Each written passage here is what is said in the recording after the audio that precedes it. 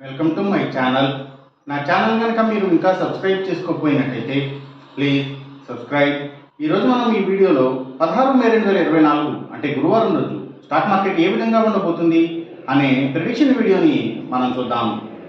అసలు గురువారం రోజు ఓవరాల్గా స్టాక్ మార్కెట్ ట్రెండ్ ఎలా ఉండబోతుంది అనేది తెలుసుకునే ముందుగా ప్రీ మార్కెట్ సెషన్ గురించి మనం ప్రిడిక్ట్ చేయాలి అంటే అంతకన్నా ముందు రోజు అంటే Wednesday American stock market Nasdaq mixed ట్రెండ్గా మూవ్ అయ్యే అవకాశం ఉంది. అలాగే ఇక నెక్స్ట్ రోజు అంటే థర్స్డే మార్నింగ్ టైం ఒక పాజిటివ్ ట్రెండ్ని చూపించే అవకాశం ఉంది. ఏషియన్ మార్కెట్స్ ఒక పాజిటివ్ మూవ్మెంట్ని చూపించే అవకాశం ఉంది.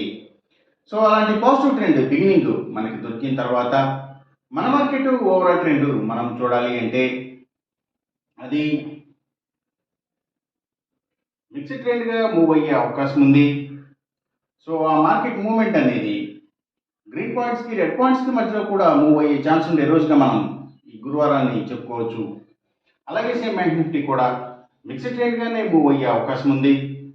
సో సేమ్ బ్యాంక్ నిఫ్టీ కూడా అలాగే హైలీ వర్టైల్గా ఉండి ఆ మార్కెట్ మూవ్మెంట్ అనేది గ్రీన్ పాయింట్స్కి రెడ్ పాయింట్స్కి మధ్యలో కూడా మూవ్ అయ్యే ఛాన్స్ ఉండే రోజుగా మనం ఈ గురువారాన్ని చెప్పుకోవచ్చు.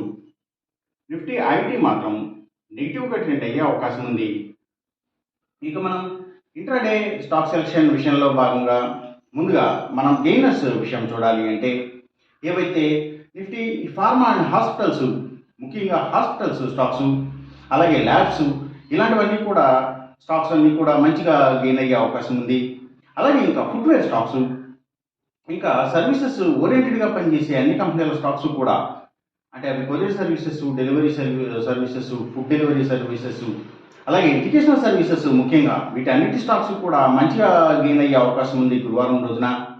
అలాగే ఇంకా బుక్ పబ్లిషర్స్ కంపెనీల స్టాక్స్, ఇంకా గవర్నమెంట్ బ్యాంక్స్ అండ్ ఫైనాన్షియల్స్ అంటే పిఎస్యూ బ్యాంక్స్, గవర్నమెంట్ ఫైనాన్షియల్స్ మంచిగా గెయిన్ అయ్యే అవకాశం ఉంది గురువారం రోజున. అలాగే ఇంకా పబ్లిక్ లిమిటెడ్ కంపెనీల స్టాక్స్ చాలా వరకు కూడా గెయినింగ్ సైడ్ ఉండే అవకాశం ఉంది.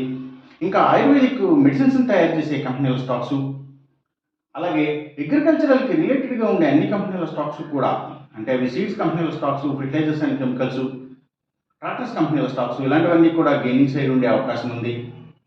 అలాగే ఇంకా సీపోర్ట్స్ అండ్ హార్బర్స్, ఆయుర్వేదిక్ ప్రొడక్ట్స్కి సంబంధించిన కంపెనీల స్టాక్స్, ఆర్గానిక్ ప్రొడక్ట్స్కి సంబంధించిన కంపెనీల స్టాక్స్, అలాగే bio products, biogas, bio power, biodiesel, ఇలాంటి వాటి అన్నిటి స్టాక్స్ కూడా గెయినింగ్ సైడ్ ఉండే అవకాశం ఉంది గురువారం రోజున.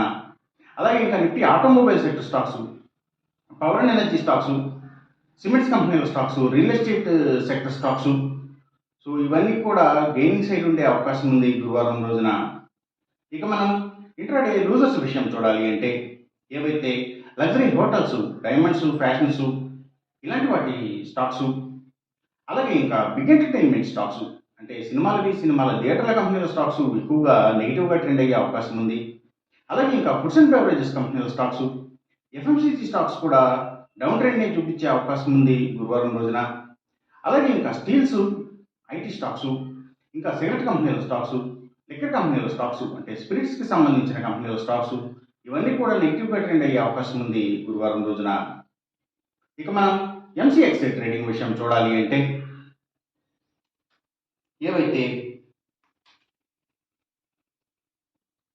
గోల్డ్ ప్రైసెస్, అలాగే సిల్వర్ ప్రైసెస్, ఇంకా crude oil and natural gases prices, so ఇవన్నీ కూడా తగ్గే అవకాశం ఉంది.